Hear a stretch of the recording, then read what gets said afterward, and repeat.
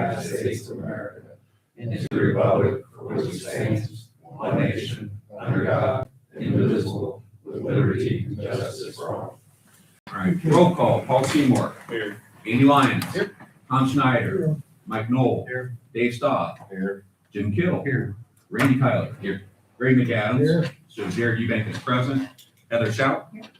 All present, council. Okay, all right, Paul, lead us through. Here's what I've got planned today. These guys are coming in, you see the agenda, but I'm gonna have, I've told my guys to get some pizzas and some wings. It'll probably be here about 11:30 or so.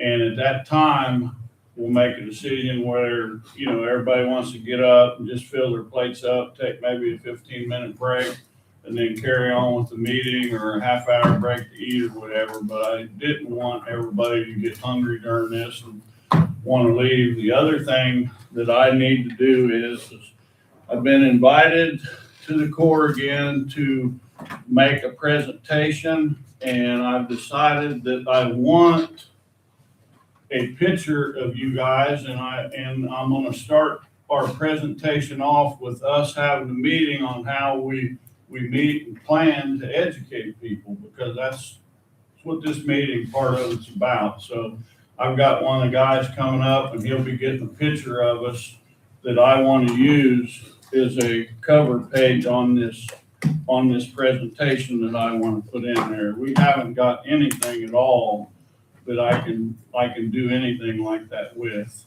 So I just wanted to let you know, and we'll capture the engineers and Berm on the TV and try to get the best picture we can of that.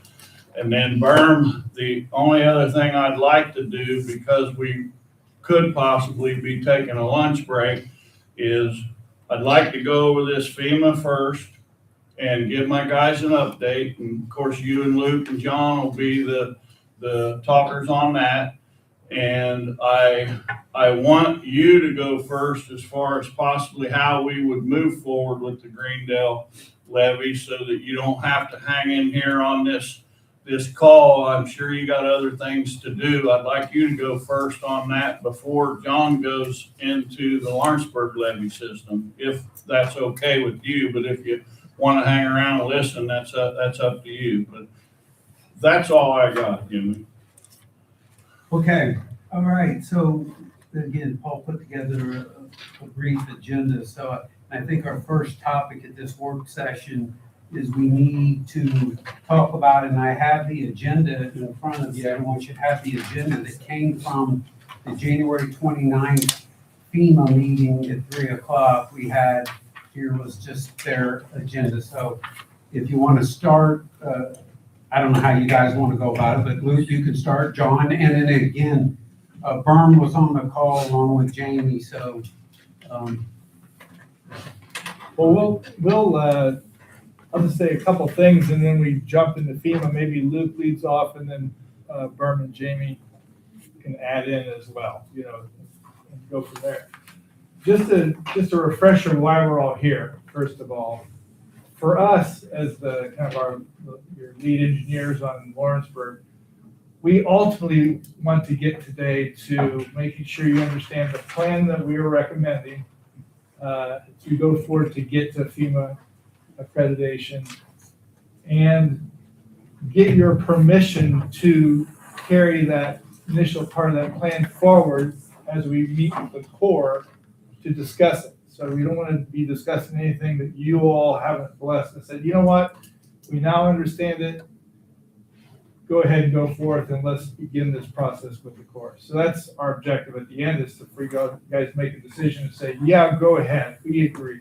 So if we don't get to that point, that's okay, but that's at least our initial agenda. So anyway, Luke, why don't you go ahead and turn off with FEMA, and then we'll. Yeah, so the FEMA meeting we had last week, I prepared some slides here, and I think Berm might have some extra slides, but Berm and Jamie, if you guys want to jump in at any point too, feel free, or definitely do so.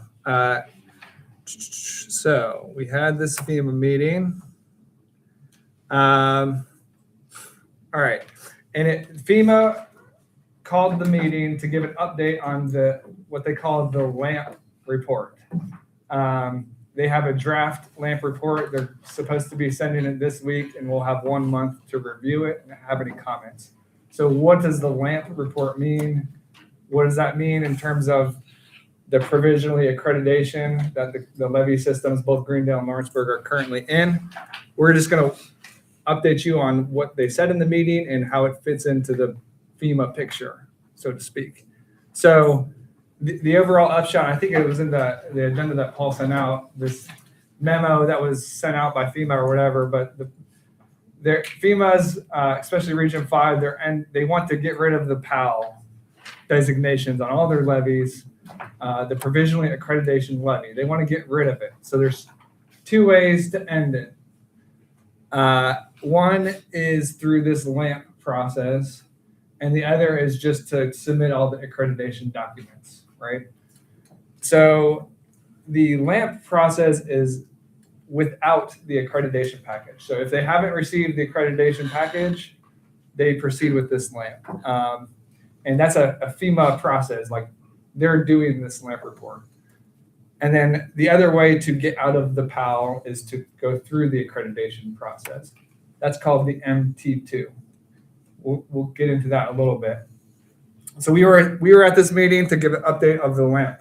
They have the draft LAMP report, the results, what it means. So a little bit about the LAMP report. Basically, they're tasked with considering all of the potential ways these levee systems could fail. And they looked at Greendale and Lawrenceburg, and they identified a couple parts of each levee, and they look at all the worst case options without, a lot of detail. It's kind of high level. The first one is the worst case. What if the levee system's not there? What's the flood? Where's the flood going to be? What's the floodplain going to be for both systems? And then what if this, like the Lawrenceburg levee, what if that fails? What would the floodplain look like in Greendale and Lawrenceburg? That's the structural based. What if one of the levees, it has to be to the 100-year, but then you have to have, freeboard, so 3 feet. What if there's a freeboard deficiency? Well, they recognize it will provide some degree of flood protection, but, not what they want to see. So they run through that scenario. They also look at overtopping. What if the levee what if it doesn't even get to the 100-year? Well, that's not an issue for Greendale or for Lawrenceburg. So they didn't even look at that. And then they look at the situation. What if the levee system is sound? What if it holds up? Which at that point, if they ran that scenario, but, at that point, why not just get accreditation if they can confirm that the levee's going to hold up? So anyways, in this meeting, they very high level went through 9 different scenarios of all these different combinations. What if Greendale holds up and Lawrenceburg fails? What if Greendale has a freeboard deficiency and Lawrenceburg holds up? All these different combinations. And in various combinations, for example, the natural valley. What if both levee systems weren't even there? In that situation, obviously, most of Lawrenceburg and Greendale would be in the floodplain zone AE, which is you need flood insurance, basically. So in all these combinations, a lot of times Greendale and Lawrenceburg would be in zone AE, or sometimes one or the other. In some situations, one of the systems would be in zone D. And I'll explain that just real briefly because it will fit into the overall conversation. Zone D and zone D, they still map the floodplain, right? So for example, if Greendale was a sound reach and Lawrenceburg, if the north slope held up, maybe it could be zone D, and it's still a floodplain. However, they call it like an indeterminate. They don't know exactly how deep it would be, so to speak. or to what extent. So they map it as Zone D, and so it shows the floodplain, but you're not, flood insurance isn't mandatory. So it's a little bit different than Zone AE, which Zone AE is a mapped floodplain and flood insurance is mandatory. Zone D, flood insurance is not mandatory from the federal government, but how insurance companies would look at that, is another topic of conversation. But also, in order to get Zone D, you have to submit a certain level of data, a certain level of information that they need to see in order to settle on this scenario. Even if they get the data they need to get Zone D, it still requires special approval from the region. Again, flood insurance it's not necessarily required in Zone D. And what wasn't talked about in the meeting was the fact that they just showed Zone D across all of Greendale, for example, or Zone D across Lawrenceburg in one of these scenarios, but they didn't take into account our interior drainage analysis report or Greendale's interior drainage analysis report, which shows interior pondings that would have Zone AE. So it's not really clear how that would fit into this land process. Anyways, long story short, 9 different scenarios, Zone D, Zone AE, flips between them. Without any, as it sits today, without any additional information, they have to just pick the worst case scenario with what they have. And with what they have, the worst case scenario, they just pick the natural valley, which is the worst case. And so it shows Zone AE across Lawrenceburg and Greendale. Now, okay, that's the results. Now, what's the timeline, right? So they showed us this draft LAMP, which we still haven't received the copy. Should be this week. They're going to give us a month to add any comments, and they said if you need more time, ask for more time. It's no big deal. And then how do you get from the current mapping of provisionally accredited to if this LAMP report went through Zone AE? Well, they just had a big question mark, basically. It's an indeterminate timeline. And some of the things they said, when FEMA gets funding to remap this area, that's when they would engage with this LAMP report. FEMA has not gotten funding to remap this area. And then so the question was raised, when will you get funding to remap this area? And they said there is no timeline for that funding. They said best case scenario, they might get funding next year. And if they got funding next year, or at earliest, it takes 3 years to go through the remapping process. So at earliest, it would be next year funding, 3 years, that puts you in 2030 to actually have the updated map.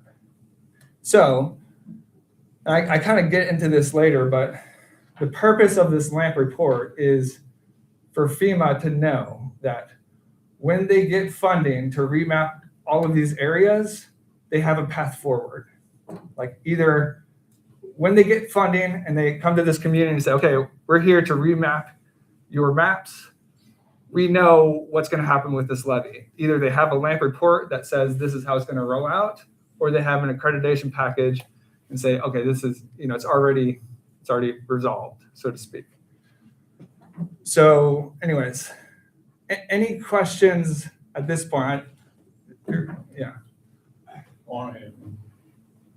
Timeline wise, how many levies across the country are we being focused on for any reason? Or, if they've got 500 to 1,000 levies across the country that they have to initiate this same plan on, Right. where do we fall? Is it like, well, you've already done all this work and you've got money and you're working on grants, you don't know. We can get, there's kind of 2 aspects of that, and I'll share what I think, and then feel free, guys, to jump in, but who all was there. But what I heard was they're working on other areas currently, and there's no deadline for this, or there's no timeline for this area to look at this area. They just want to get all of these LAMP reports done, so they have a plan forward with all of their provisionally accredited levies when they get funding to remap all of these areas. Okay. Now, the people we were talking to were from Region 5, Right. Right.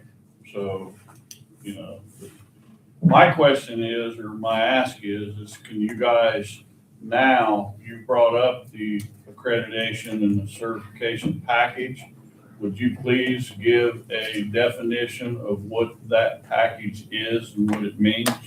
I don't want these guys thinking, Yeah, exactly. That's the next aspect of this. So this is the LAMP process, and this is where we're at and how it would go forward. Just to add to Randy's question, what percentage of FEMA levies out there are accredited, and what percentage are provisionally accredited, and what ones aren't accredited at all? Any That- ideas? That's a really good question. I don't have that number off the top of my head. Vern, do you have any update? I don't have a number for him. I mean, I'm just like using AI to search here a little bit. I mean, FEMA Region 5 is Illinois, Indiana, Ohio, Michigan, Minnesota, and Wisconsin. So large geographic area. It's not really publicly available how many are provisionally accredited at this time, but the general guidance out there is that there's a lot of provisionally accredited levy systems in FEMA Region 5, anywhere from 40 to 70 different systems at any given time. And so it does seem like a region that has quite a number of levy systems that are provisionally accredited at any given time. And I think from the gist I got, this new leader for the RSC division in Region 5, John Weddington, he took over for Ken Hinterlong, who retired last year. His charge is to work through the backlog of provisionally accredited levies and get them off the books, either remapped as de-accredited or reaccredit them, but get them out of the PAL status is kind of the gist that I got from the call last week. And just so it's clear, they were saying the best case, it's not the best case for us, it's our worst case. It's their best case. But, Yep. But 2030 would be the time, the best case, the earliest we would get a map, an updated map. So at that time, we have to have our accreditation package into them in 2030? Luke, you That's got a any- good question. Okay, Yeah, I want to make sure everyone understands. right. Let's talk a little bit about that accreditation process, and then we can see how they come together. Look, if something came down in a year, I'm just using as an example, but, and all the work that we've done, I can't imagine anybody else that's been doing more Right. than we've been doing. Do we have enough information into them that we can prove that we would be in a D classification at this point? Right. So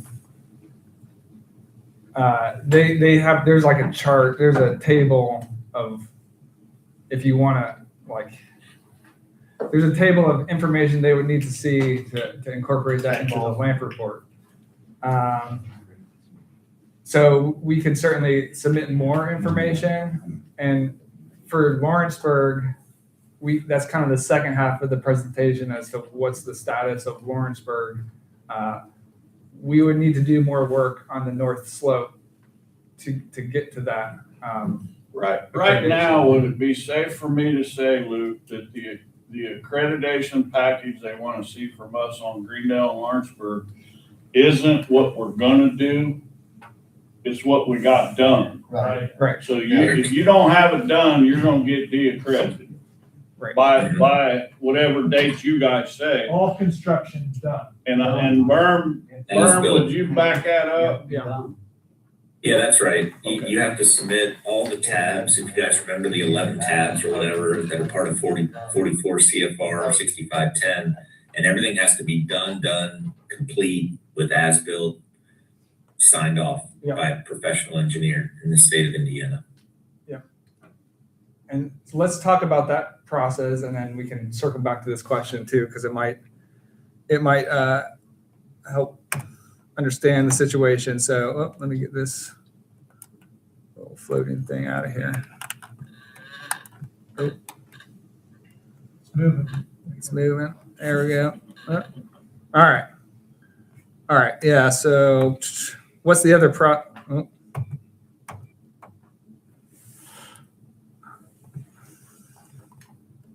Well, we'll just do that.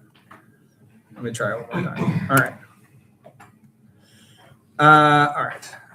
All right. Yeah. So we talked about how to get out of the PAL. One's LAMP. The other is this. It's called the MT2 process. That's with an accreditation package that would be initiated by LCD. Through us and JMT, Greendale and Lawrenceburg. Basically, MT2 process. You submit the accreditation package and you submit the design work and you build it and then you submit the as-builts. And how that rolls out in FEMA lingo, so to speak, is you submit the accreditation package and if there's work that needs to be done to get to the 100-year, which in Lawrenceburg and Greendale, the answer is yes. You submit the design of this is the construction plan. This is what we're going to do to get to the 100-year. They take that information, they review it, and if they say yes, if you build this, we will give you the thumbs up on meeting the 100-year. So then they issue this conditional letter of map revision, and it's basically saying we've reviewed what you've submitted. If you build it as the plans show, we'll take you out of the 100-year. So you get your conditional letter, and then you go out and you build it, and you get your as-built, and you submit your as-built back to FEMA and saying, hey, we built what we said we were going to build. They look at that and they say, good, and they reissue the official letter of map revision. But we have to have all of our engineering done, right? I mean, if we're gonna have Right. maps, we're gonna have to do all of our Yeah. engineering. Yeah. Everything's gotta be, Yeah, there's no Engineering like has to be done. halfway submitted accreditation packages. right, there's no half. Right. It has to be. It has to all be there Engineering, for the 100-year. plans. Yeah. Okay. Yeah, they specifically said they wanted the full accreditation Yeah. package. Yeah, there's no half packages So we for the do- accreditation, for the official MT2 process, which is separate from the LAMP. It's like a totally different process. Yeah. So then would there be a timeline on building process as well, once it's approved? So my understanding is that when you get the conditional letter of map revision, you have the construction documents, all you have to do is go out and build it. Yeah.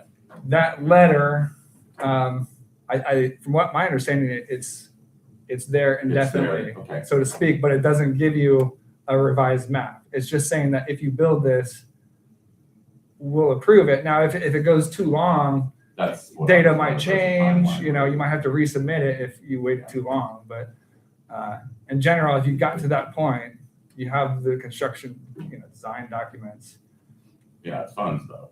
funds, Yeah. right, yeah.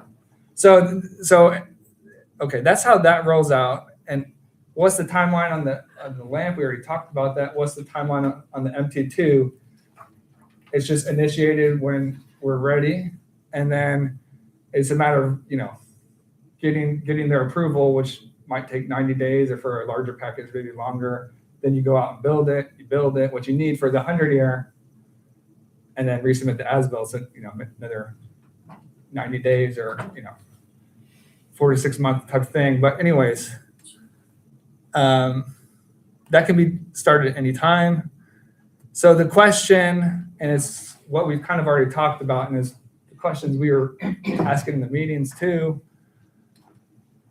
I guess just to revisit the LAMP, they just want that so when they get the funds to remap the area, they have a path forward whether or not they have the accreditation. They just want that in place. let's say the lamp came out and they, they mapped it per the lamp. If you got a LOMAR later on, that would supersede the lamp, and the lamp mapping goes away basically, because you've done the work to get the letter of map revision to get it accredited. So that always supersedes. And then the last one is what the questions we've been asking. What happens if the projects are underway and, 2 years from now, you're building, 1 year, whatever, you're in the process of building, and then they finally get funding and the LAMP process engages and you haven't yet finished the project. We asked those questions. I'll tell you what I heard, and to me it was a little bit vague, but one of their responses was, well, whenever they get to the stage of initiating the LAMP, they're going to come back to LCD and say, hey, check in on the status. Like, is there any new information you want to submit? So they'll revisit the LAMP to see if they need to update it. And my takeaway was like, they were like, ultimately the LAMP doesn't care about the construction. They just care if it's done or not. At the same time, I did hear them say like, we might be able to maybe you could submit some more information to maybe settle on a zone D, one of those scenarios. So they said that's something they would consider. And they said like ultimately the whole MT2 LOMAR process, the goal of that is to remove the PAL. And that's also the goal of LAMP. So there was a little bit of vagueness in their response, but that was my understanding. If anyone else wants to clarify that. I think the group of people we were talking to have been assigned a task to remove all PAL. Yep. Right. They're not gonna review any of our plans. If they don't, That's a separate. interlong division, whatever they're calling themselves. Right. So as far as they're concerned, what I took out of it is when it comes to the point we get financed, the minute we get financed and get a hold of you, our only question is gonna be, are you done or are you not done? Have you got an accreditation package that has everything or not? Here. Just, if you could just go over the process real quick, so that if in fact FEMA comes in, they do the LAMP and they create a map, what triggers us to do the CLOMAR or anything else like that is they finish the map, they give us notes on what they're thinking about doing, and at that point we give the CLOMAR, or when does that, and in that process, when do we have to tell the freeholders, hey, this is no longer a levy protected area, it's now an A or an AE until we get it fixed. Right. Right. So how does that all work out? So the CLOMAR LOMAR is totally separate from the LAMP mapping.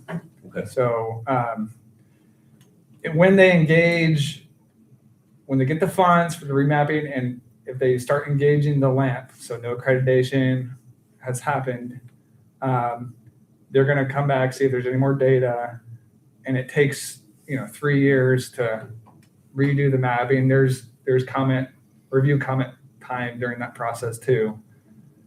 But at that point, I think you would have a fair idea of which is going to finish first, so to speak.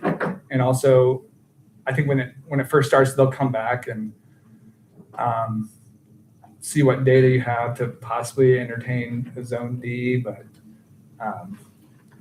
otherwise they'll just go forward with the LAMP. Gotcha. But it'll still take 3 years to finish that out. So basically, we don't have to tell our freeholders we've lost until that map is finally published. Is that correct? That's when, once the map is published, that's when it's official. I got a question for Berm. Berm, can you describe to me what a package would look like if Greendale were to request a CLOMAR? What would that process, what's the thought behind that? What would have to be done? What kind of information would they want to see? Yeah, so they would, the engineering would have to be done, plans, calculations, a model with what we're proposing the mapping to look like. Because again, the Clomar supersedes the LAMP. So whatever we submit for the Clomar, that's going to be gospel and supersede that LAMP process, right? So that's the Clomar can buy you some time to get stuff built if you get through the engineering. Permitting. So we have to do environmental clearances. We have to make sure like there's, any of those like endangered species and all that stuff. We have to make sure anybody impacted by the floodplain that we're proposing would be notified. So you have to send certified mailing letters and all that. You have to get the local floodplain administrator to sign off. So for in the case of Greendale, it's not just Greendale because there's actually city Lawrenceburg property in the Greendale protected area as well. So we probably have to get both of their floodplain administrators to sign off on the MT2 application. And then you submit all that. And I think, Luke, you said it was, I forget how long you said the process was. In our experience, it's typically like 9 to 12 months to get all that approved and back and forth with FEMA. So it's a process, but again, I think the Clomar and we have minutes, and Paul, we haven't got these over to you. Jennifer just sent them to me, and I reviewed them. But we have very detailed minutes from the call, which we'll make sure we get to everybody and get FEMA to review and approve them. But that MT2 Clomar process would buy time for construction, because that once you submit for that Clomar and get that Clomar approved, then basically FEMA says, okay, we know you guys are going to make the improvements that are need to map this a certain way. Whatever you say you're going to do to map it, we're gonna basically give you that perspective until you can actually get it built. But you need to get it built and prove that you did it. Otherwise, then it drops back to the LAMP and whatever the LAMP process shows. Do you think we have to prove to them that we have the money? Who's that? Who's Well, that? Like, when we put the Clomar, I mean, If you opened an MT2, yeah, I mean, and we get the engineering done, I mean, how would we then? I'm not that's a good question, Jim. I mean, I'm not aware of it. typically when we've done the Clomar in the past, whoever is funding the Clomar process typically has money to pay for the construction, but that's an interesting question. I'm not sure you have to submit proof of that with the Clomar. I'm not aware of that. Okay, that would help. That would help, because we would have to submit to them, if they would, we'd have to have the funds available. If we tell them we're gonna do something, I mean, wouldn't they want to consider, well, that's, sounds good, but how are you gonna pay for it? we'd still be looking at a minimum of $6 million to even get to the Clomar process though, right? To get all the engineering done. But is that for Lawrenceburg and Greendale? Right. It's both. Green, I think it was, 4 and 2 or Something like that. that. 4 for the, 2 and do you 4. remember, Burn 4 for Greendale and 2 for Lawrenceburg, or was that a fair Roughly. Yeah, Yeah. ballpark. ballpark? Yeah. Okay, thanks.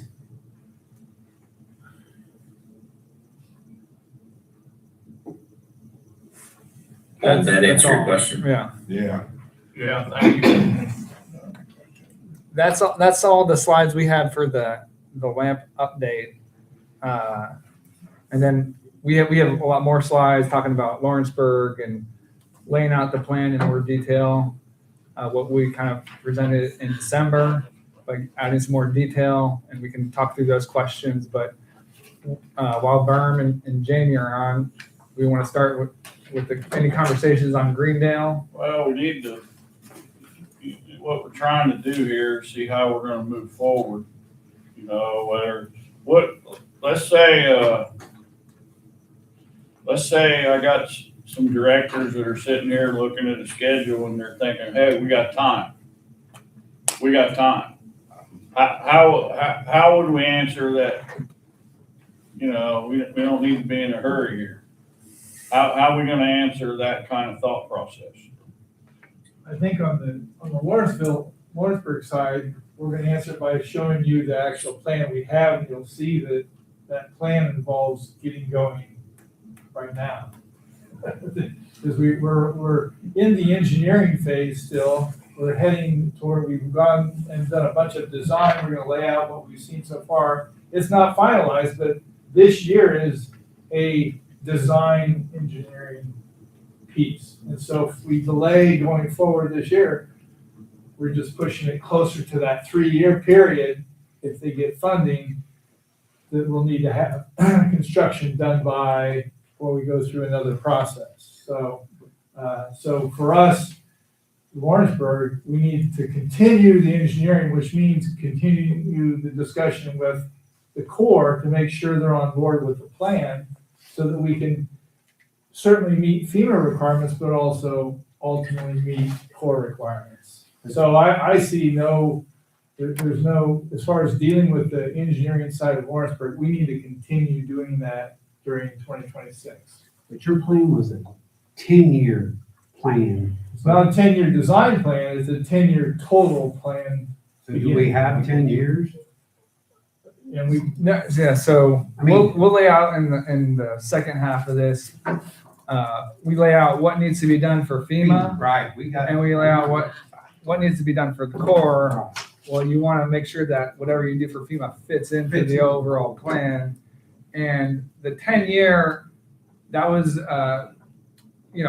talking with Paul, like, to show you how it could roll out over 10 years, but ultimately you just have to get this chunk done for FEMA. Right. And here's the cost, and however fast you want to bite on that, But we just laid out what it would look like over 10 years. Cash But flow wise, but you Right. have to lay it out in there. The reason why I asked my question was, what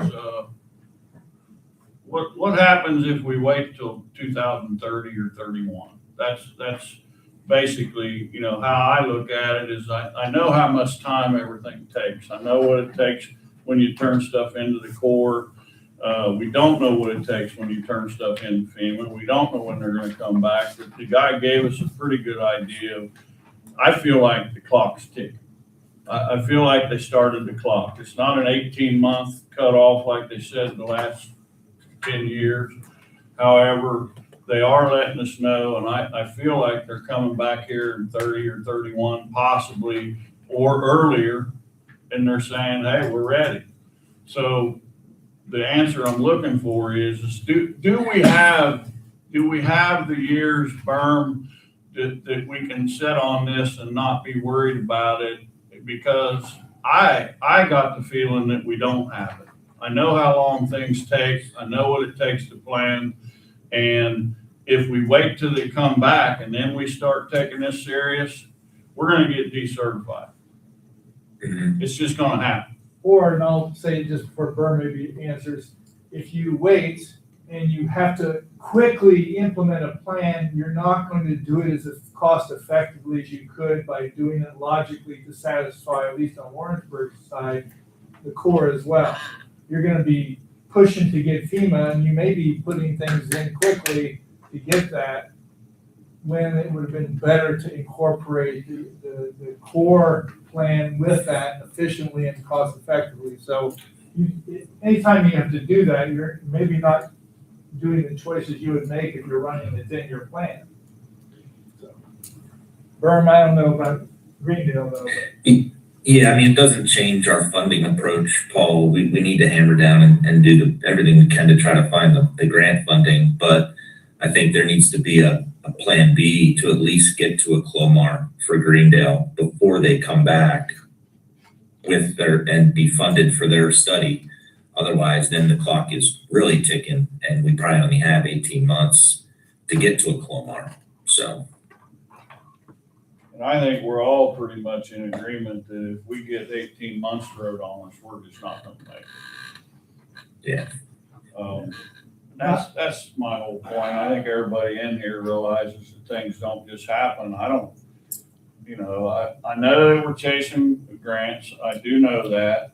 I don't want to back off of that any at all. I think it's important for us personally. I think it's tremendously important. But I also know easing into this and figuring out what we got to do can't hurt us. It can only help us. And I think you're going to see that, there's a possibility and there's some ideas that I have out there that we can talk about that funding opportunities possibly and moving forward. And part of that is talking about how we would move forward with Greendale and how we would move forward with Lawrenceburg, thinking about that.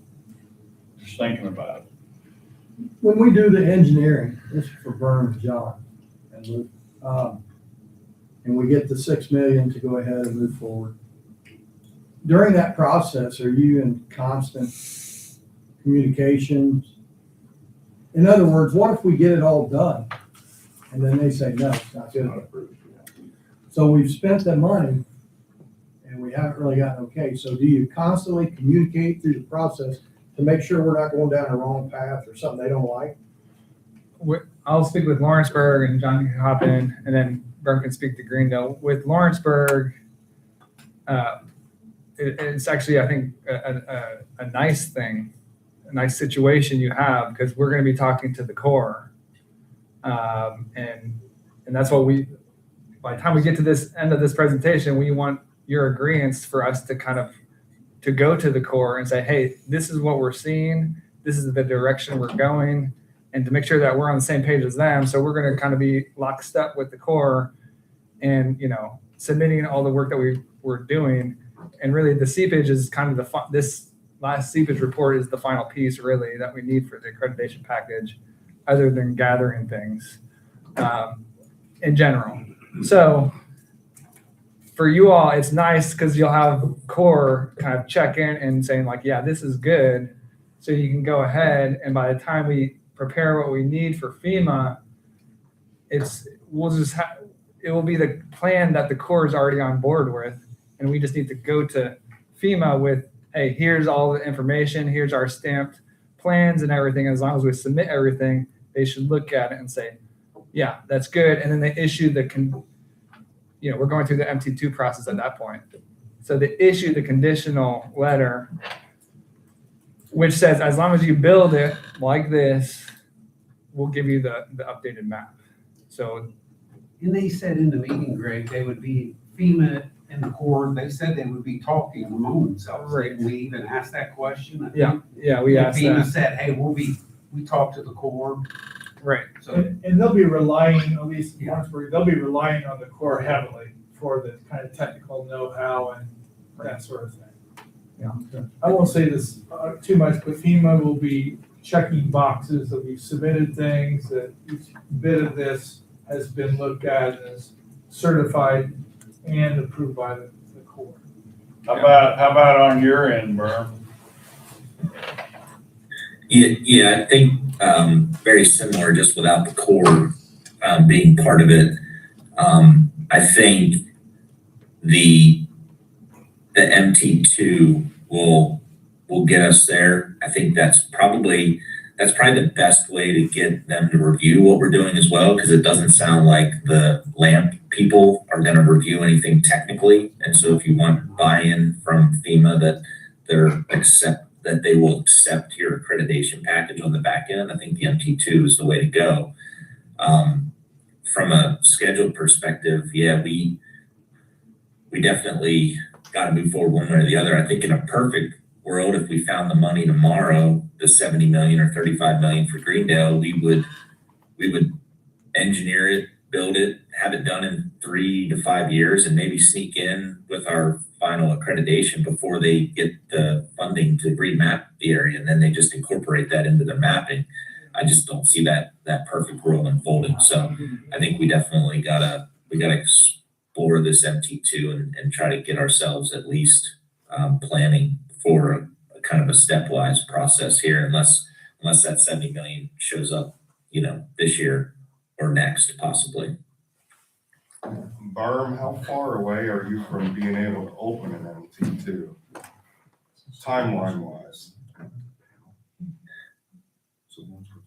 So I think the schedule we put out in September of 24 for that charrette had us in about 18 months of final engineering and permitting, which would also, and then you have the MT2 process on the back end of that. So it's probably a 2-year time frame from when you find the money to give authorization to proceed with the final engineering and permitting.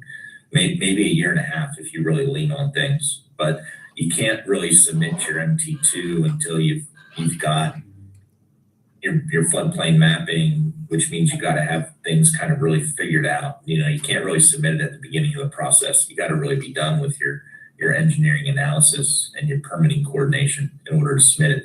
And you've got to get the municipalities on board, which takes time in our experience when you're dealing with multiple municipalities.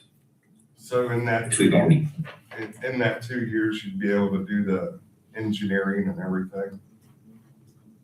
yeah, I think the engineering would be like a year to 15 months. And then you'd have another nine months to coordinate the MT2 and get hopefully to that Clomar. Okay, are you guys the same timeline?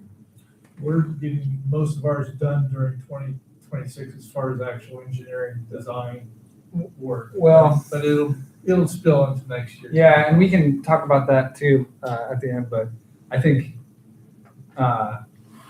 we had a schedule there that we put out in December, but what we are focused on over 2026 is getting all that seepage work done, getting an updated O&M manual. And the timeline we have there, again, it's 2 months old, and we're gonna revisit that, but in order to submit to FEMA, that timeline is as if we're only just submitting the construction plans for just year one of like 9 wells, that timeline it's going to expand because if we submit the whole accreditation package this is the whole 100-year plan with design documents.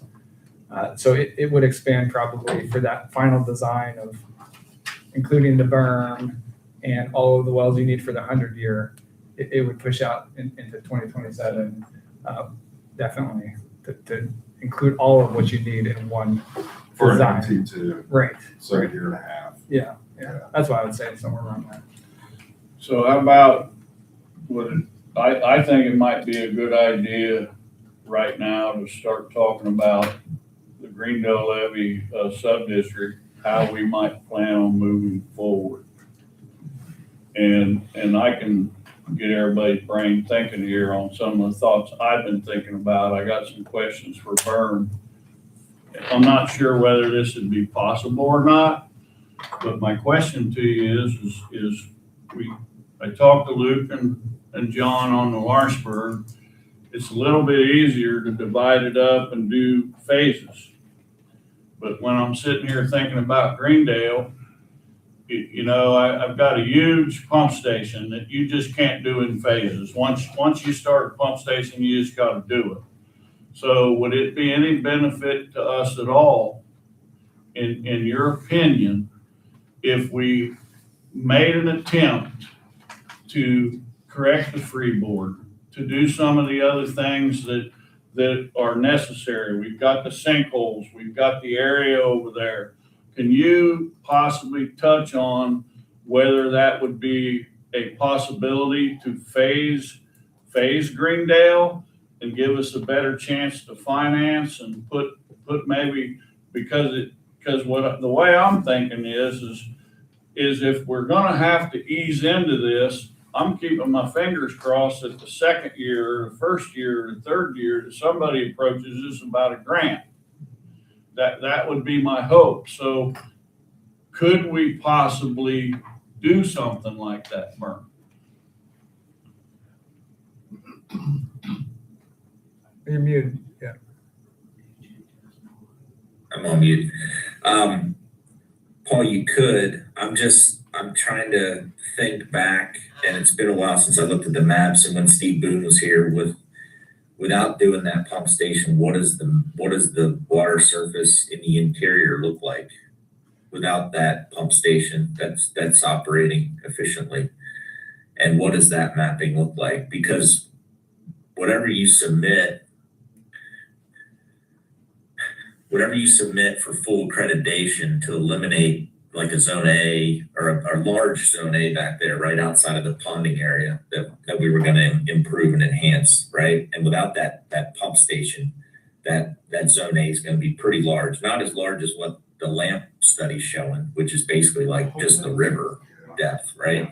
But there probably would be some mapped floodplain in there that could have impacts on the buildings. So I think obviously the best scenario is do everything and map it, new pump station and all. I think if you wanted to look at a phase one for like freeboard correction and some other stuff to get you to like a zone D, if you can beat the FEMA LAMP process, you might be able to get to a zone D, which will buy you some time to then get to your funding to do a CLOMAR then with the pump station and kind of do it like a little bit piecemeal.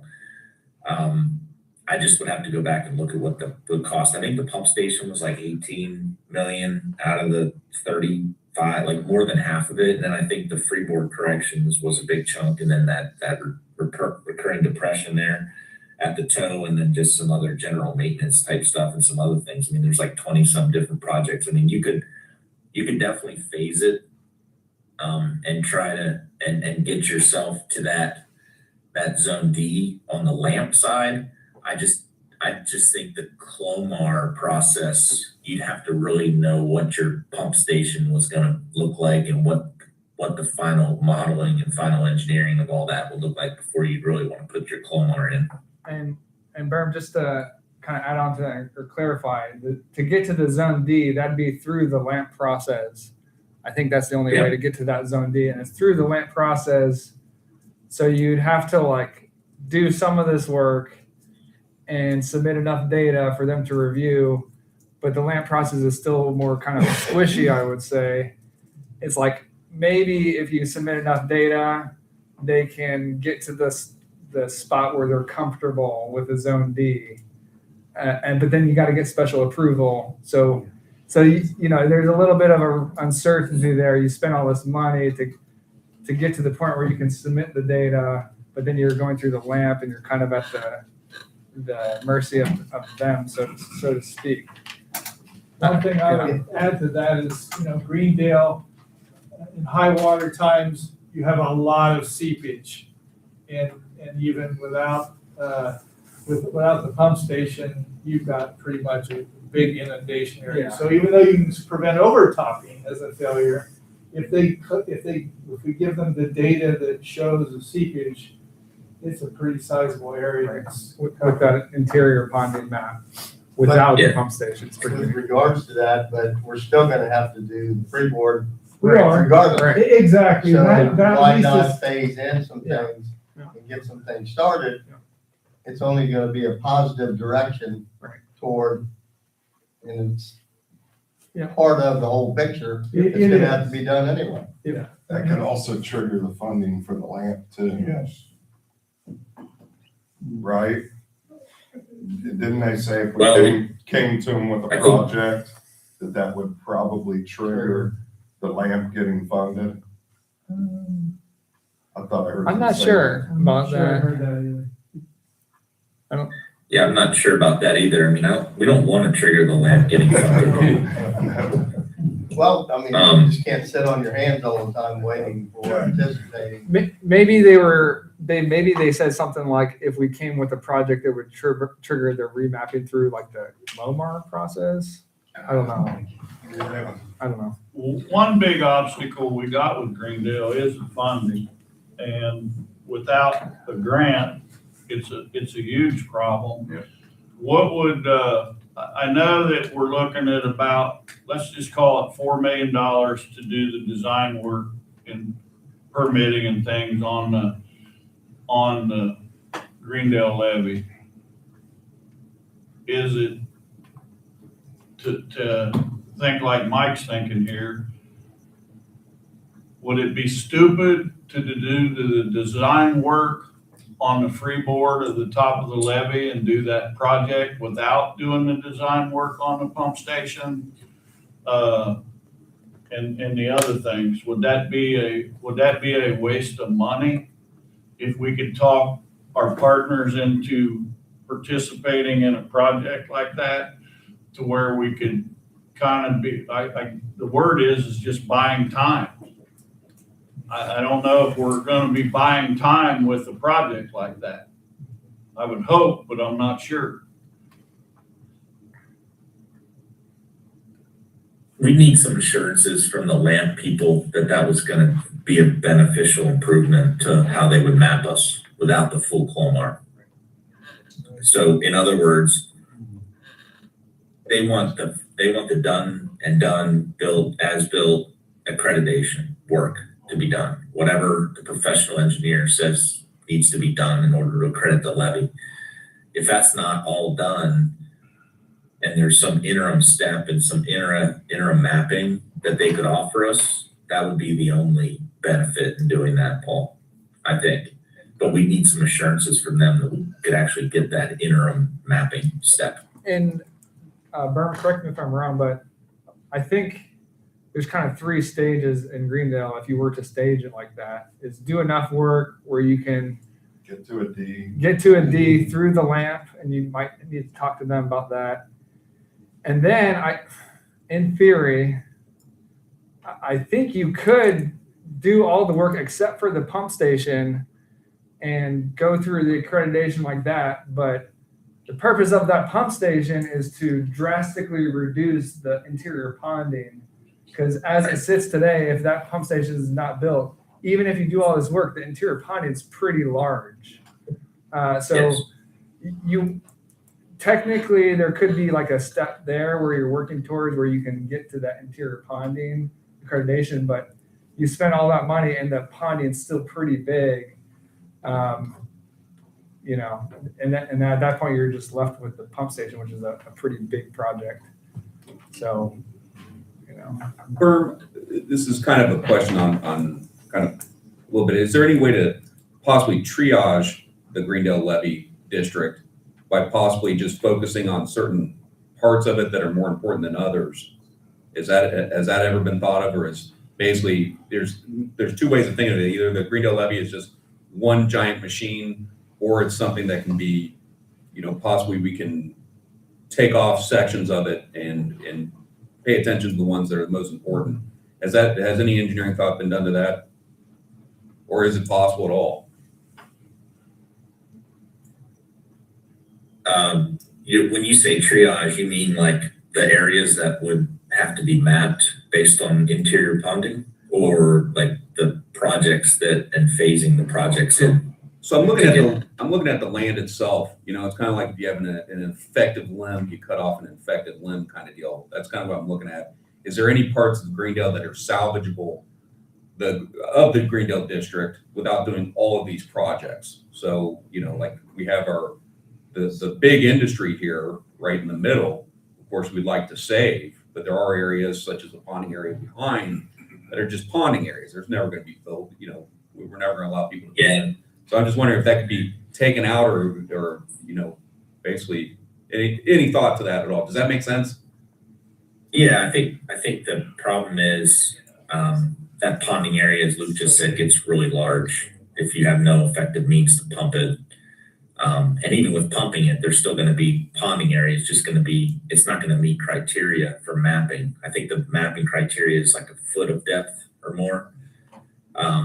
And we're hoping to stay below that with that new pump station. So yeah, you got to do all the projects to fix the structural integrity of the embankment and freeboard correction and all that. But without that pump station, you're still going to have mapping in the interior, which, like I said, isn't going to be as bad as the LAMP mapping, but it will still affect the developable parcels and the already developed parcels that are in there. You're gonna build one pump station to take care of all that water. You can't build like segmented pump stations too. No, that Drain wasn't my zone. idea. I was just wondering if there's a way, and then like I said, I'm just throwing this out there. I don't, the question is this, is that, let's say we focused on the pump, got the pump going.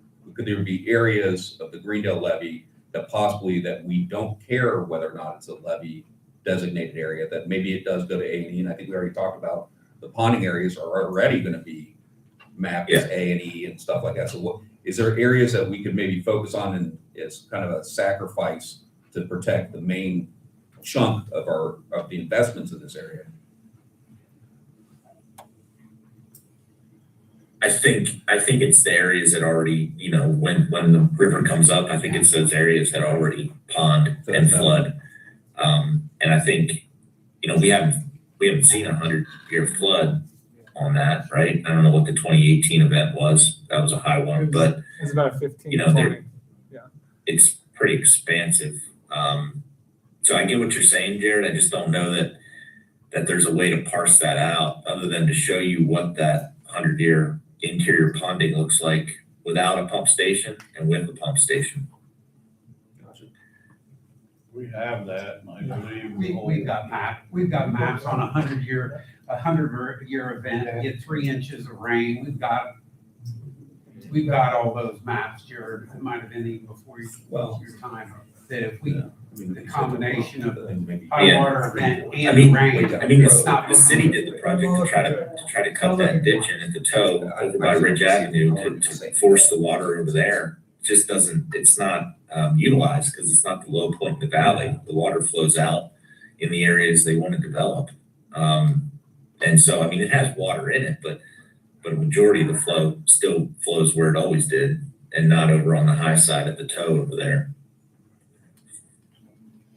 Merv, I've got a question on the grants that we're attempting to get.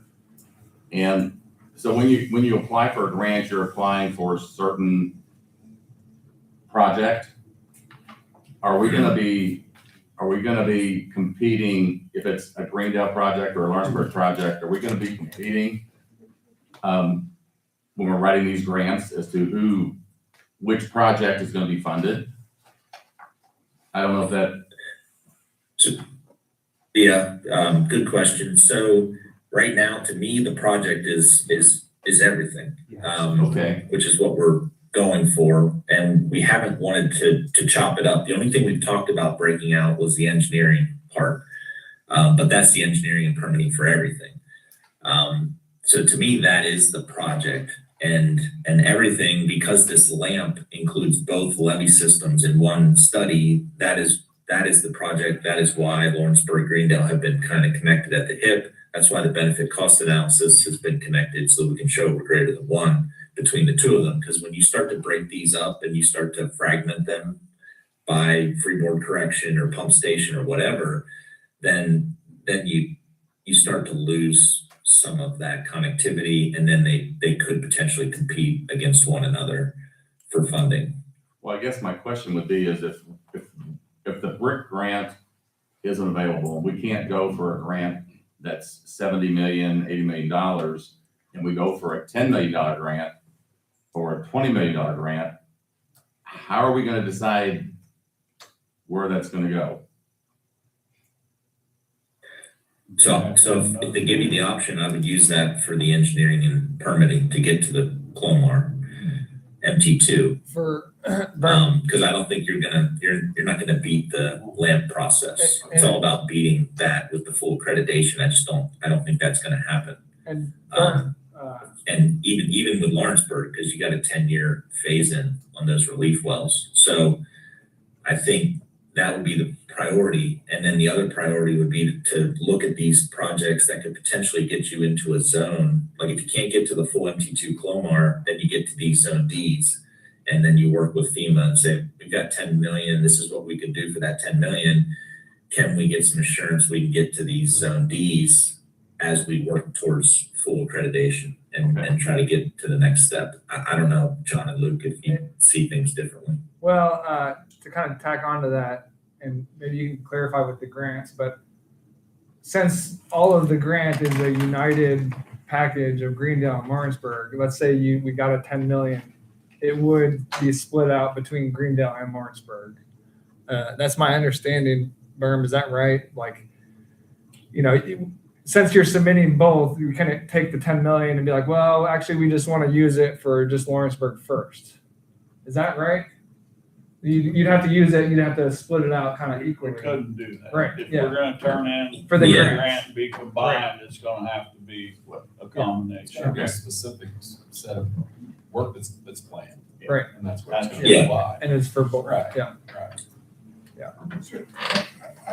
What I don't understand is if there are no grants, no nothing, and we got problems with Greendale's levy, with the freeboard, the holes, and that sort of thing, why can't we fix them and get credit for that? We can't sit here and do nothing. So why can't we move forward with those things while we're doing everything else for grants, et cetera, and get credit for that? If you look at what the 10-year plan was, what are we gonna end up with at the end of our 10-year plan with just Lawrenceburg? 8 million? $8 million. And that levy top, freeboard project is what? I don't know if it's quite 4 million, that might be with the sinkhole. Sinkhole and And top? I think 4 million for the sinkhole and The freeboard. we don't have the money to do that. I'll just say we're down to 3 million at the end of 10 years. Okay. You know, Yeah, we'll run out of money. You guys probably can't read it, but And do nothing. We've been, There's- that's Well, what this meeting's But for, I Tom, agree. I don't know that we sit here and do nothing because it's something I think about all the time. And in my mind, talking to Greendale, and talking to other people about the situation we're in, that we're talking about today, hey, I don't know that we can afford to wait on a grant. Now, I want a grant to come, but to your point, and you're right, I think we need to move on it, but look, we need some answers from some key people. We need some partners in that. So, in my opinion, if we go to Greendale and however we're gonna ask or try to recruit these partners, that's not doing nothing. I mean, I think that's something that we need some answers for, because depending on what the answers that we get might mean that we are gonna sit here and do nothing. It might mean that it isn't feasible. There's a lot of thinking that's gonna have to be done. I, as a guy that's sitting here trying to look at budgets and looking at a future outlet, which I gave you guys our outlet, I think about it all the time. I live down here. These projects have me scared, and we have got to have some communication with our officials to the point now that we've had this presentation by FEMA. We got some thinking to do, and that's what this meeting's about. And I to add on to that, Paul, good, and to add on to that, there's kind of two aspects. I think if right now we have the grant and you have the benefit cost analysis and everything, it's in your interest to if you had the money to start chipping away, but it might kind of lessen your overall grant package, so to speak. But also you have to, we're going to talk about this in the second part of the conversation. It's part of, your financial situation, and say, okay, we're going to show you what it would take to fix Lawrenceburg alone and what you might have in your bank account. Well, it will be, if grant money doesn't come, you're going to have to look at, you don't have the money for both systems. It's part of, your all decision, so to speak, and with the community, where do you put your money? I mean, I don't want my thinking and my train of thought to lead anybody to think that I don't know how important or I ain't counting on these grants. I mean, I'm really interested in these grants. I hope the county comes around because it would set us up to where we need to be. I hope we get the vote, but I just don't know that we got the time to sit back and wait on a grant. I'm just glad this board decided over the last 5 years in Greendale and 10 years in Lawrenceburg, we spent the money on engineering and we're ready. We are ready to do something. We haven't been sitting around. We've been doing studies. We've been planning for this day. And if anyone, I know, I don't think we gave you the full copy because somehow we didn't make it, but this document from FEMA, everybody better take a quick look at these 4 pages. It's only 2, Tom. We didn't copy it all. It's pretty important. The provisionally accredited levies are going away. Heather, well, You just didn't get the backside. No big deal. well, it is. Let's go back. I'm just saying, everybody better, Paul highlighted it pretty easy for everybody. The provisionally elect, it's going away. Now, whether it goes away in 2030 or 2029 or 2031, we've been provisionally accredited for 15 years. And it says right in here, they're going away. So, I mean, it's right there. They told us that. And that's why I think everyone's doing a great job, but sometime towards the bottom of this, and I don't know if we talk about it, why Berm's on here, but I put down here at the bottom, Greendale, Lawrenceburg, Dearborn County, and freeholders. When are we gonna start talking about that? And how do we communicate this meeting to Greendale, into Lawrenceburg, into Dearborn County? Because that meeting changed, I think, our mapping. Paul, I'm with Paul, we cannot wait around for a grant. And we do have to move forward. I agree, but I'm just saying we have to, there's some big decisions this board needs to make. Probably starting today.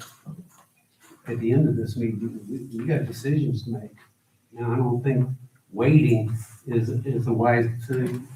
That's just me talking. That's what we're here today. Everyone's got to speak up. Everyone's got to contribute today. I mean, we've had time, we got plenty of studies, we've had Berm's presented lots of different options. We need to make some decisions. We can't do it on our own and survive. Right. We can't. And I think we've all learned how long it takes to communicate, to get people to help us. So it's not gonna be quick. So that takes that timeline and it shrinks it even more. But those are the kind of things that I sit back here every day and think about. Hey, you had that up, Luke. What is the free bore problem in Greendale? What was that cost? You had the map up, or maybe Brian?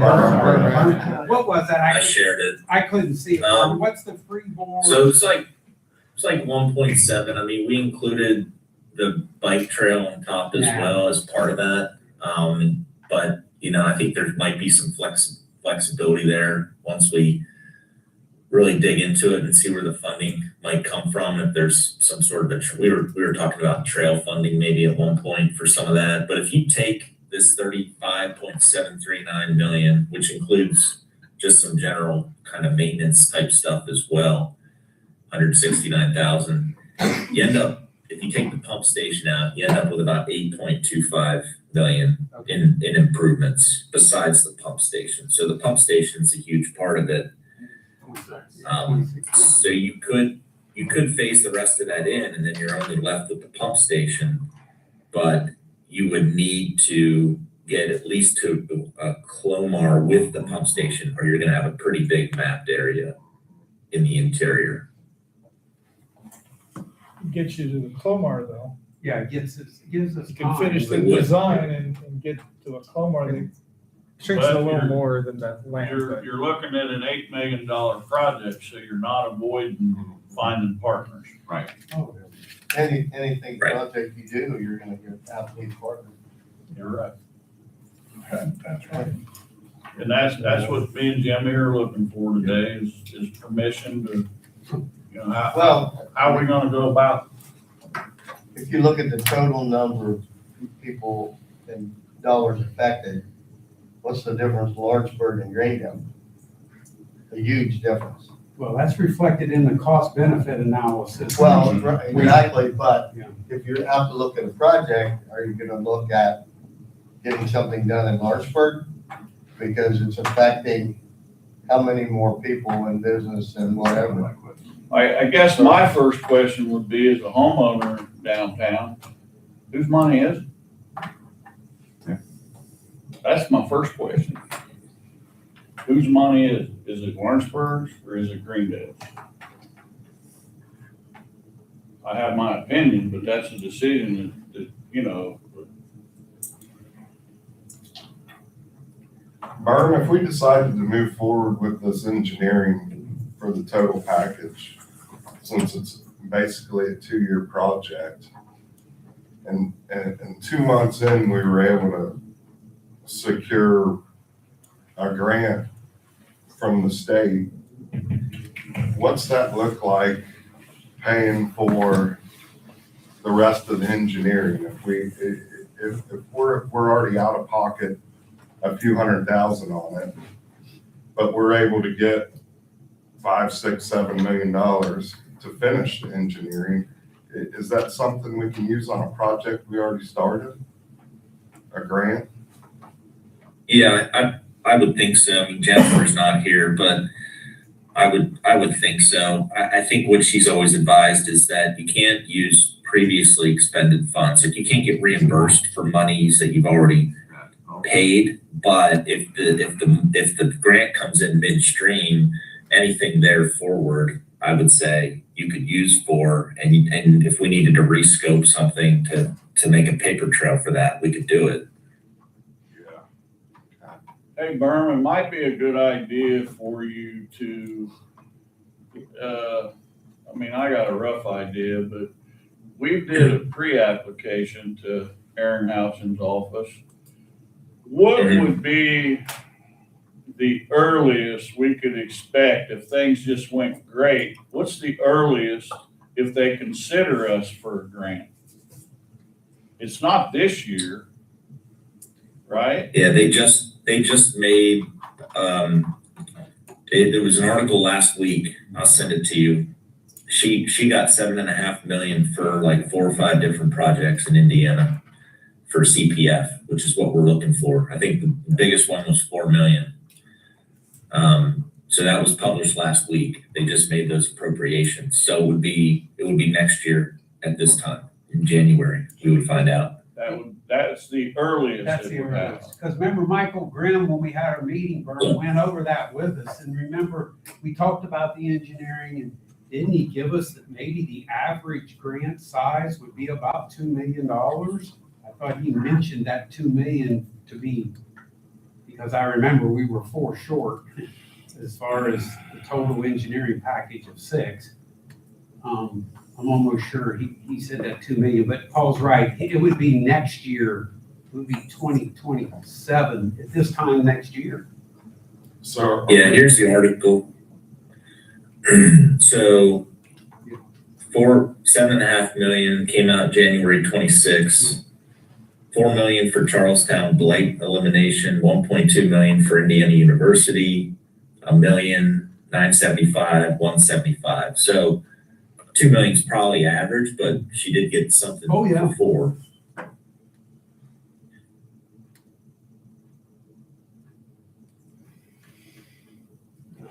Look, I also don't want anybody to think that we don't care about Greendale, because we obviously do. This group has spent engineering money on it. We've tried, we've made our best attempt on this, and I truly am really 100% behind this project. But at certain points, when you come up with problems and you're looking at a problem, you gotta figure out a way to solve it. You gotta figure out a way to move forward. And how we wanna move forward. And I don't know, well, I do know, this is the time, we gotta make we gotta have some thoughts here. I think also, Paul and Jimmy, you've talked about this before, is that, we know a lot about Greendale. We already, right? And it hasn't, to be honest, been quite transparent, the situation as far as future development goes. So if that's really laid on the table. That's why I got down, that's why I talked about Greendale, Lawrenceburg. What does this board and this group have? What are we going to communicate? I'm looking around at everybody. What are we going to communicate to Greendale in future development behind the Greendale levy? I mean, and we gotta talk Lawrenceburg, I mean, it's everybody, it's. Well, how we about talk about we get, we talk about education, we need to pick up the books. how about we get an engineer's view on that? Berm, you're our Greendale guy. How about you get our brains thinking here? How do you feel about all the development? And I know me and you've had quite a few conversations about this. Yeah, not great about the development. I mean, it's a provisional accreditation. It's on a track right now without funding to be decertified. And the ponding area is not getting any smaller without the pump station, and the seepage controls that are proposed, right? So the development's certainly, whoever's developing in there should be well aware of the current levy status and the potential. It's not even potential, it's a guarantee it will lose accreditation without these project improvements. At least the area in the ponding would, the extended ponding area, not the entire area. If we were to get to a zone D, It's pretty huge. if we were to get to a zone D. Well, we have the maps. I'm sorry, go ahead. I'm sorry. Well, if the LAMP goes through without any accreditation submission or Clomar, then it would be the entire behind the levee would be zone A or A. Yeah, and if there's, I think there would, to get to the zone D, it'd have to go through the LAMP, and there still would need to be work to get to the zone D. Yeah, maybe not the pump station. Well, maybe 8.2 million roughly, round numbers, I mean. Right. That's everything. Everything else. Everything but the pump station. Now we got. However, you also have to add the 6 million in design with the 8.2, right? Well, no. That's total No. design. Yeah, there'd be Well, I don't think. some, Let's call design on the $8 million project, just call it $1 million. So you're at 9. Okay. and with the LAMP process, you don't quite have the same assurance as the MT2 process, where when you submit the package for MT2, you get the CLOMAR, which is FEMA's like signed document. Yes, if you build this, you will be removed. It's the LAMP process, and they said, we'll look at it. And even if they come to the agreement, they still have to get special approval. So there's still there need to be more conversations, certainly before we start spending all that money. Those are the assurances we would need before we embarked on something to go down to the zone D, right? Right. Well, if you look at it from Greendale's perspective, if nothing happens and it gets decertified, you're gonna have all those businesses, including the car dealership, which is putting at least $1 million into redoing it, plus the candy cookie place who spent, I don't know how much money, they're gonna sue Greendale and possibly us for not doing quote unquote anything. I don't believe that's true. So you guys can pay me or Absolutely, whatever. they have to. They can, but basically what we got is a federal agency coming in redoing maps. They've changed their restrictions over the years. Where we get in trouble is if you have an intentional fraud going on, where we actively told people you can build there. And I'm not sure if Greendale can get, if Greendale did that, they said you have nothing to worry about. That's a different issue. I agree. But What if we basically- hand out a I permit? like what you brought up. yeah, well, it's like I said, that, you know, you have fraud by admission or whatever, but we are not going to be sued for an issue of a decertification by FEMA. And if we don't have the money to fix it, we don't have the money to fix it. What if we're signing permits on these new builds? Signing the permit is saying that, you know, basically you give us our engineering and whatnot, and I think we're disclosing that this is a POW and everything else like that. I mean, right now, this is levy protected land. That's not a dishonest statement. This is levy protected land. However, there is a distinct and clear and present danger, right, of this getting decertified in 3 years, right? So the question is, and I think Jim's asking that question, is what is our level of instructions to these people? I don't think it's a legal issue, guys, but I do think it's a massive, if I was on this board, knowing that I was the board that didn't take care of this, I mean, I'd be looking at my neighbors, you know, and they'd be pretty mad at you guys if we're not disclosing it correctly, or we're not taking those steps that Jim just stated of informing people. What I don't think we're gonna get sued. You know, even if they did sue us, if we don't have money to fix it, what are we gonna get sued for, right? So So legally and morally are the two issues here. there's a legal issue, and I don't think we're gonna get sued, but there is a definite moral issue on this that's beyond any lawsuit in my mind, right? It's basically got people that built here, relied on this, and here we are, the board, not making the statements we need to I make. mean, as an elected official from Lawrenceburg, I have to say that I'm gonna protect my freeholders. And so, I mean, I agree with exactly what Paul said. It's very important in Greendale. There's no issue with that. It's that I was elected by the Lawrenceburg freeholders to protect the interest in Lawrenceburg.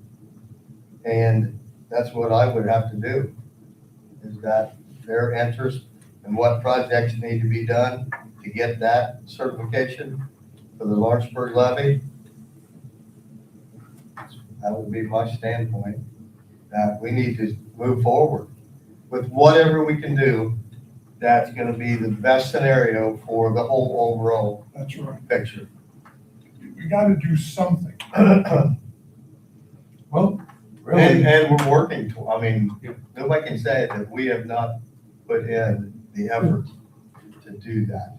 remember, John's kind of waiting on us. We're gonna get to the end of this meeting. John's waiting on this group.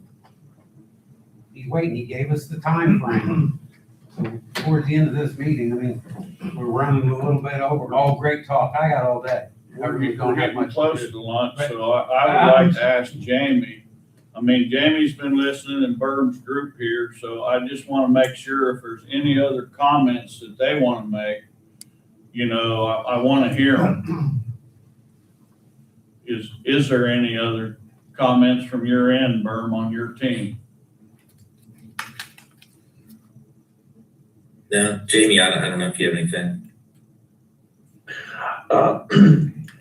Yeah, well, I'm just trying to remember back from the meeting last week, and unfortunately, we don't have the report here, but I do remember that from FEMA's point of view, they're not really separating Lawrenceburg and Greendale. They're really kind of treating them as kind of a one flood protection system, sort of jointly, as you will, if you will. You know, I remember one of the options they showed, you know, had, say, the Greendale levee has a sound reach, but the long slope was deficient. So because of that, you know, the Greendale flood protection area is still inundated. So we may want to look more into the idea of as far as prioritization goes, what could possibly get us to a zone D for certain areas, if not for all areas? And again, I'd have to look back at what they sent us, but Yeah. So not to belabor things, because I know we got other agenda topics, Jim, but I think this is what you're talking about, Jamie. I took a couple screen captures during the meeting last week, and I was hoping that the lamp would actually get issued and this would be in there, but it obviously hasn't. But I think this is what you're talking about. So a sound reach for Greendale. Sound reach means we've submitted the accreditation package and everything's fine, right? The levee's functioning as intended. But still see zone A for both Greendale and Lawrenceburg, because this would be if you did nothing in Lawrenceburg. So structural based inundation, right? Reach, whatever. So that would be the scenario where we did the accreditation for Greendale, but not Lawrenceburg. So they are exactly right, Jamie, considering these two together in their options. And then if we go here, this would be zone D for both, which I think is a potential off-ramp for us on the LAMP process without going full Clomar, which would be a sound reach for Lawrenceburg Reach 1 and 2. So basically everything you need to do for Lawrenceburg, you do. And for Greendale, you fix at least the freeboard deficiency. And that might get you to the zone D if asterisk, those special approvals happen. Which this option makes sense because we're heading toward taking care of Lawrenceburg. And this just means a project on the levee itself rather than a pump station. And with the zone D, just to clarify again, so that's all mapped as floodplain, and it's like indeterminate floodplain. So federally mandated insurance, or no, insurance is not federally mandated.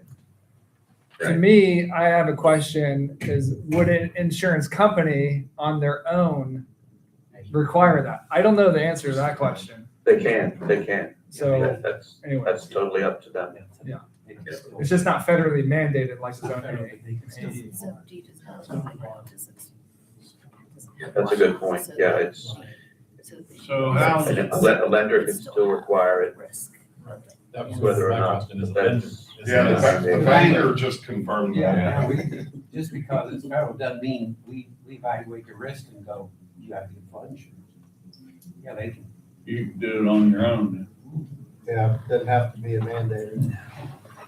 So, the Zone D premiums may may not be be all less that it's cracked up to be as what. under one zone or another, but yes, That could be that's done now. right. Flood Right. insurance is expensive even inside the levee. Have somebody studying that. Right, if you want regular flood insurance, We don't like it. right now inside the levee, Yes. it's expensive. Flood insurance is expensive. Oh, yeah. Yeah, there's no subsidy anymore. Mine was $2,800. $2,800 a year for something you don't need. Right. Um, And then if it gets decertified, I talked to Andy. It's probably $6,000 a year if you can even get it. 15 grand a year, but he said, I got no way of finding that out. It's up to them. You're not gonna get it. So my question is how do you guys want to go about this? You want to take a break for 15 minutes, try to get everything situated, sit back down, and then maybe start it back up? But my question to you is, Berm, I know you guys are busy. You've contributed to the meeting pretty good. Do you feel like, John, do we need Berm for the next half of it? Can we let him go? Berm, if you want to hang around, I'm not running you off, but I'm just asking. You can call it a day. And does anybody else got any questions for Berm? I've got one more question. All right. Berm, I know Jennifer's not on the line, but maybe you'll know the answer to this. Other than waiting on a resolution from the county, is there anything else we're waiting on in the grant process to be competitive to start applying for a grant? Other than the county? Yeah, I think, good question. I think, let me see if I can pull up the presentation from the other night. I think she had that checklist on one of the last slides, but I think it was the adoption of the hazard mitigation plan by the cities, both Greendale and Lawrenceburg. I think you guys did that, and it's a county's plan, so inherently, it probably means they've adopted it. I'm not sure they have to pass anything official. Maybe, Jared, maybe you check in on that, but definitely the cities need to adopt it, which was one of the issues we had in the past, where they didn't adopt it, which is why we had to go through this process. I talked to Jason Sullivan yesterday. The city of Lawrenceburg's got it. He's supposed to get that to me. He said. They signed it, right? Yeah, Lawrenceburg is signed. Lawrenceburg signed it. It's done. Okay. Greendale is supposed to be doing it at their next meeting. He said he talked to Vince and he said, yeah, county will have it. So I expect them sometime in the month of February is what I expect to happen. That's good. That's it. Yeah, so I think this was the slide that I was remembering. So Dearborn County, and then those two. So it sounds like we got good progress on the hazard mitigation plan. How does that change, Berm, if Dearborn County comes back and says they don't want to participate? It's a good question. Then the We can't apply for a grant. Well, What do you mean? the total ask would change, right? Because the 4 point, we were hoping to get 16.8 for match, which would drop down by 4.2. So the top number, 75% on the other side would be reduced, the maximum amount we would be able to ask for unless more money was pitched in by one of the other partners. The other, Well, how bad is it gonna look on us on our application when we got one of our key entities that's not willing to get in on this firm? It doesn't make our application all that great. Yeah. Include information about the entity that chose not to participate, right? Yeah, we wouldn't. I don't know. Yeah, well, I don't think we put more into it, but you know, I think the issue, Berm, is, and John just asked me that question too. I believe the issue is that we just can't get as much money because we have to have equal matching. And so we can't just throw in the extra we can't throw in the extra 4.2. 40. well, no, but you could go back to the 3 and We get divide that. that by, Get the grant. Four. They want everyone to say. 1.5 each. yeah, that's what I'm That's gotta be saying. 25% now. So they got We're saying the only way we 4.2 can do this is through grants. We can't quit not trying for them. Right.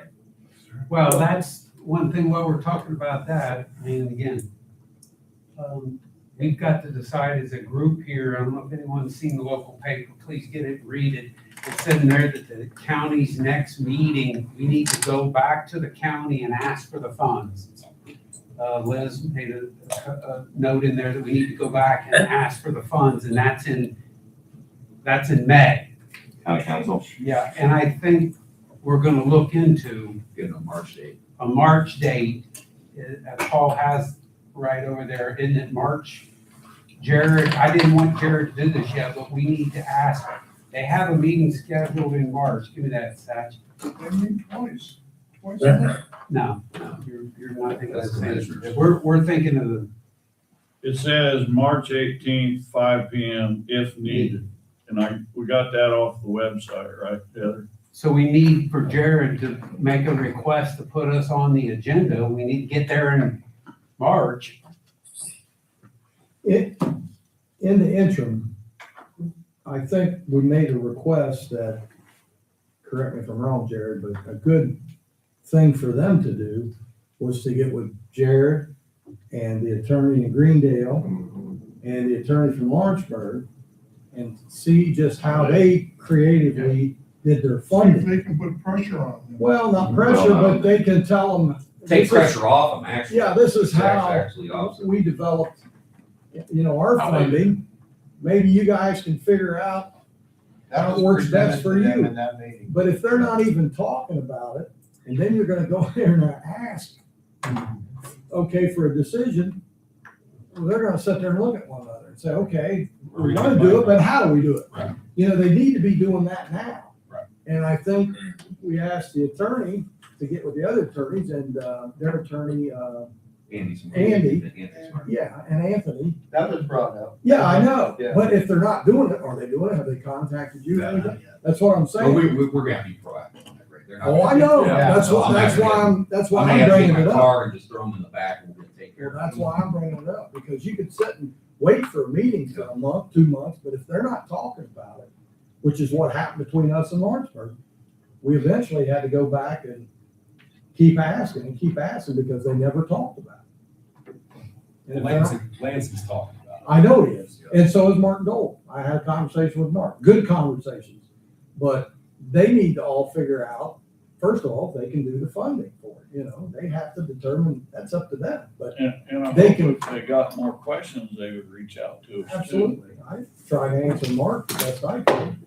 He had good questions. Jim, get something to get on that Yeah, agenda. Jared's gonna make a request. I didn't tell him to do it until this group decided. That's how we move forward as a group. I mean, so if we I wanna would get, make the motion that we Get rolling on it. get Jared to I don't think get you have it to. on that. we don't have the motion? Okay. I think we move Chairman forward. Bigos told me to do it and he just wanted to make sure. I wanna make sure you guys are okay. I think we need to get on there as quick as possible. And now that we're talking about meetings, I mean, do we have this group's authority to meet with Greendale about this meeting? Bring Berm in and talk to Greendale about this situation? Well, along with the Greendale, we're not gonna meet the whole board. The Greendale representatives can meet with the proper people in Greendale and inform them. I mean, is that what everyone thinks, or do we just keep moving? That would be I think you need to keep everything. Why would you meet with Lawrenceburg too, and invite the county? Invite them all, give them as much information as they can. I wanna I move a think little you're- bit, I wanna move a little bit quicker than that with, I think that your question, I think you're absolutely right, but the issue is Greendale right now is advertising and let people build down in this Oh, Greendale oh, district. yeah. Right, so I think it's Oh, no, no. super important. to guys, talk we to all them. know that right now Berm is reviewing the new company that's gonna be building right over here. We have the plans. They're gonna be building right behind Dunkin' Donuts back there, bringing in the 80 jobs and everything. So we're close to, right, Berm, you're reviewing that. Yeah, we provided comments back to Maxwell. So we provided the Maxwell, but we haven't provided any of this, and maybe they're watching now, that'd be great. I think we need to meet with that group. Yeah. Jared, Yeah, tell them this is the issue, it's about. is that okay with everyone? I think it's important. Quickly, can we You get have to that? do. We're gonna meet quickly, as soon as I get done with this meeting. I'll By get group, something you mean set up. Greendale.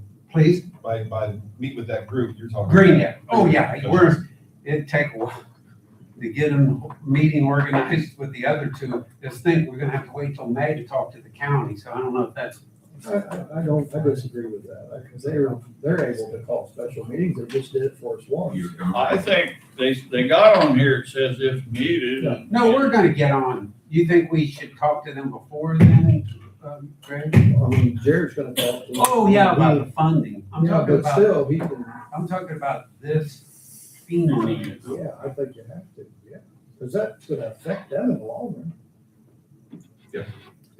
They don't see Tax it, base, they don't see it, but yeah, it is. I think they see it though. Well, hey, Berm, while you're on there, there's issues about that local fund. I just want to ask one more question. That 4.2 match from the local, let's say, the county says, we're too poor, we ain't giving it. Can the state itself, the state of Indiana, be one of those local partners?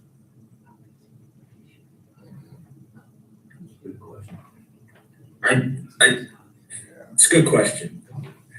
This has to be non-federal dollars that Okay. are used for the match. So potentially, but they would probably be they would be the sponsor for, or the applicant for anything that was like, through DHS, right?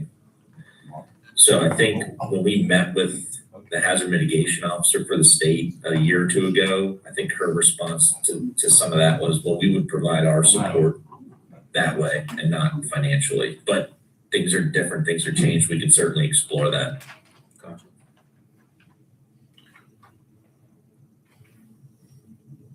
Okay, anybody got any more questions before again, we've taken, it's great 2 hours so far, but we definitely got to get back to, John's got some more information for us. We need to make that decision also today. So, meaning you're more than welcome, Berm and Jamie, to stay on. It doesn't matter to me, but we can take 5 minutes and get your food and we can keep moving. I think some people have got some things going on, but we have, I mean, I want to get moving on to. Fire alarm. Okay, so why don't we take 5 minutes and grab something and we'll sit back down. All right, thanks. Thanks, Berm. Thanks, Berm. Thanks, Bob. Thanks, guys. Yeah. Thanks, guys.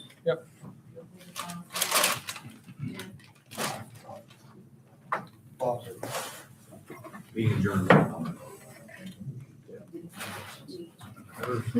I heard Jim adjourn the meeting for a minute. Jimmy. Yes, I adjourned the meeting. I'm sorry. For Should I one- stop this? 5 minutes. No, well, Just let them. that's fine. Yeah, they're fine. Yeah, mute it. I just need to